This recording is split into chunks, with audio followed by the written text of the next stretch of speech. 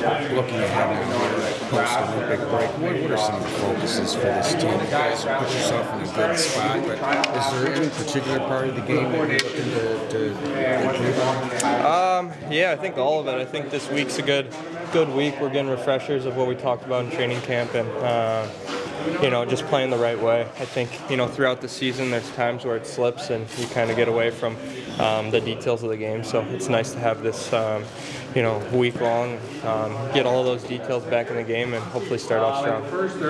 Do you have a relationship with Megan Keller at all? I know the Farmington. Yeah, we played together when I was younger. So, Ryan Keller, her brother, is one of my good friends. So, really happy for her. I thought that was awesome. I was tuned into that. I was pretty pumped. So, it's awesome. She's been, I think this is her third Olympics, and she's already got 2 golds. So, definitely cool for her, and we're excited for them. Is there a watch party you planned for today's game?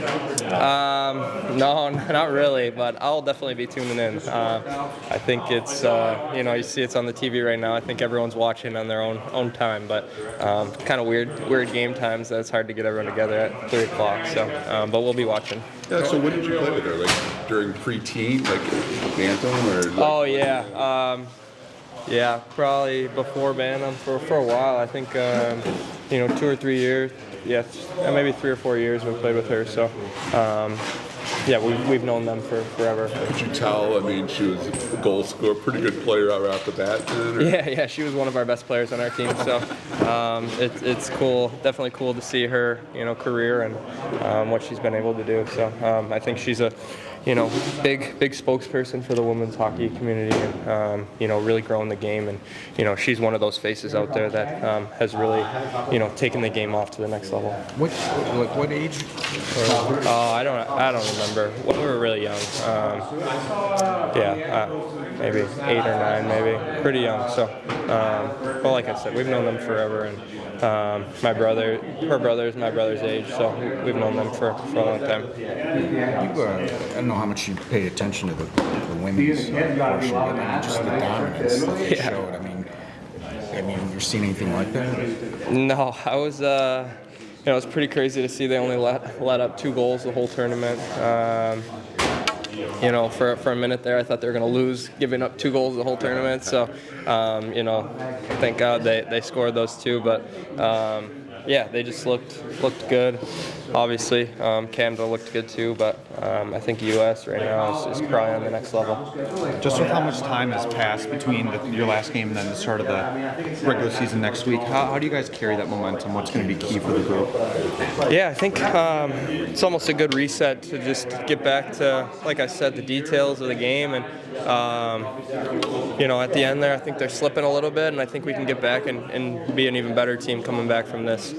Get some guys energized and, get the legs back under us and, hopefully start off strong. Okay, no, that's fine. Go ahead. How do you stay sharp? I mean, it's been like a month almost. I mean, February 4th. Yeah, it's tough. I think the first couple days we're a little rusty, and then you get back to it pretty quick. So, obviously, for me, I'm always thinking about hockey, and it's been nice to watch some best on best. So, you're always seeing it, thinking it, and then coming out here and playing. Like I said, first few days are a little rusty, but getting it back a little bit better now and feeling better. The legs are feeling better, so we still got a long ways to go till our first game. So can't get too excited too early. So we'll be ready to play when game time comes. Thanks, guys. Yeah. Todd, day 4 of this mini training camp, are you seeing the crispness and the execution levels kind of rise as the week goes on here? In some areas. I think in other areas it's hard for the players right now because we have just enough lines to do what we want to do, but the fatigue factor sets in and we push them pretty hard. So there's nothing wrong with that the first week. I think a lot more of that skill and crispness is going to come back Monday, Tuesday, Wednesday of next week. Right now it's about getting the bodies used to pushing again, some physicality, really taking them to the limit and then making them think in those situations. We're doing some of those things. But we're certainly better now than we were the first day. And jumping right back into the schedule like this team does next week, what do you anticipate some of the challenges of that off the bat maybe will be? Well, every team in the league is going to face the same thing. Like, can you get up and running real quick?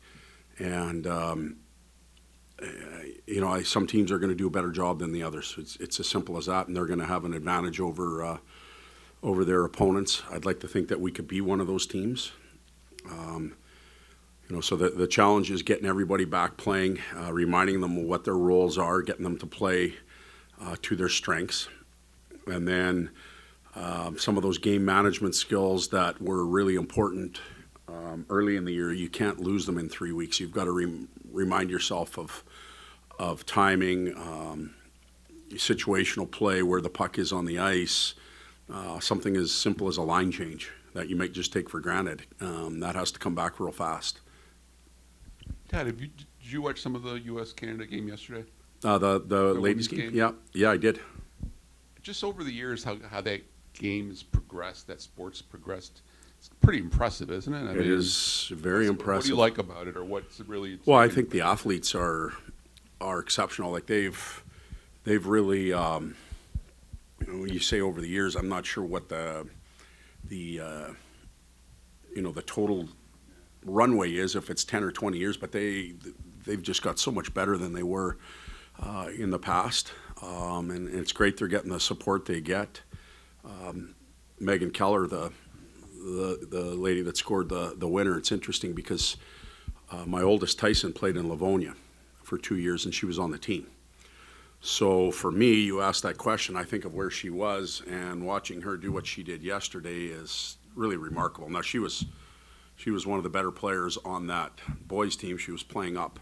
How old were they at that? They would have been probably 9, 10, maybe in that range. Kat played with her around that same age, he said. Oh, okay, yeah.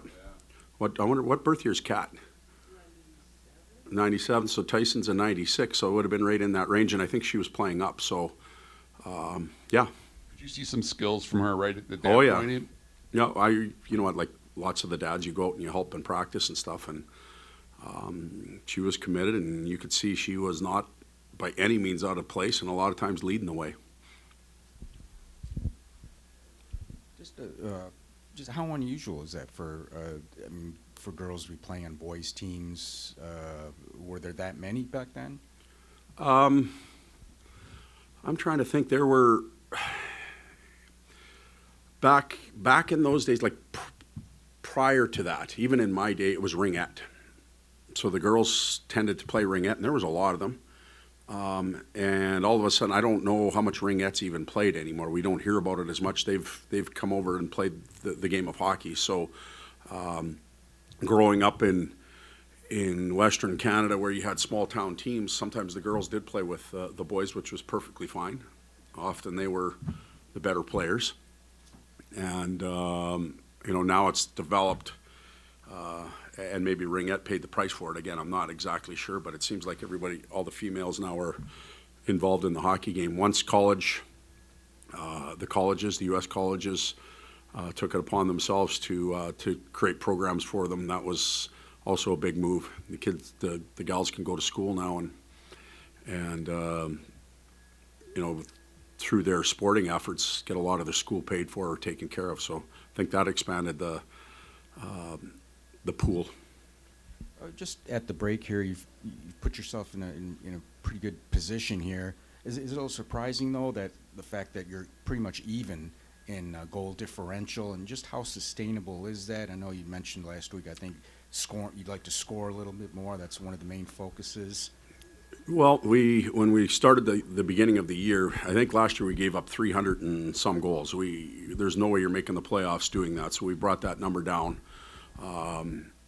To this point, we're giving up fewer goals per game. We're scoring right in that range, a little bit more, inching it up. So if we can keep it tight, we give ourselves a chance. And there are nights or games where it gets away on you. All of a sudden, you lose 5-1. It's still a loss, but your goals for and against get spread out. And there's other nights where you could win 8-1, and it comes into play. But those tight, close games, we've been able to be on the right side of a fair amount of them, and there's only a one goal swing in most of them. So I'm not overly concerned about the the actual spread between goals for and against. It's what we do when it really matters. Would I like to see us score more? Of course we would. We've really stressed that this week, trying to put, again, players in stressful situations where they're tired, and then let's get some offense off of it. If we're playing against tired players, we should be able to create. So that's been part of this mini training camp, if you will. When it comes to just the evolution and calendar of coaching, if you will, I know that this is not the first type of midseason camp you've held, and you've experienced Olympics and breaks and things like that, but it seems like you really like this part of getting to reset the drills and kind of hone in on the foundations. Is there a way that players can separate themselves in these times, even when it gets tired and having to redo fundamentals? Yeah, I think that's possible. Just like the league, there's going to be teams that do a really good job of coming out of this, and there's going to be others that struggle within a team. There's going to be some players that this break is tremendous for, and they've handled it right. They've prepared themselves right to come out of it. They're focused and they're ready to play the emotional intensity, and the physical intensity is right where it needs to be in the sweet spot, and they're going to excel. And then there's going to be others, even on our team, that maybe haven't handled it as well. It's hard to predict, but I do think there can be some separation, and we may find some new heroes down the stretch, which we need. And then one more women's hockey question. Sorry. Sure, no problem. As someone who is an outsider to what Hockeytown is before returning, I think a topic around Megan Keller is the fact that a lot of women in the state have to leave to pursue college hockey, that Michigan and Michigan State don't have D1 programs. Does that, as someone who knows Hockeytown and the history and importance of girls programs here, does that just shock you that that's still a reality? It's hard for me to answer that question. I think it would be nice if every college had a program in every sport for both sexes. Okay, so Tyson played in Denver at DU. They didn't have a women's program, but I know they had like a downhill skiing program. So they pick different schools, I believe, pick and choose where they want their funding to go to for whatever sport. I'm with you. In an ideal world, the Michigan schools would have programs for women. All schools would. And then equally for men. There may be a downhill ski team for men that's required at certain schools. So I'm not exactly sure how they distribute funding and pick their programs, but in a perfect, and unfortunately we're not in a perfect world, it would be all over. Okay. Yep.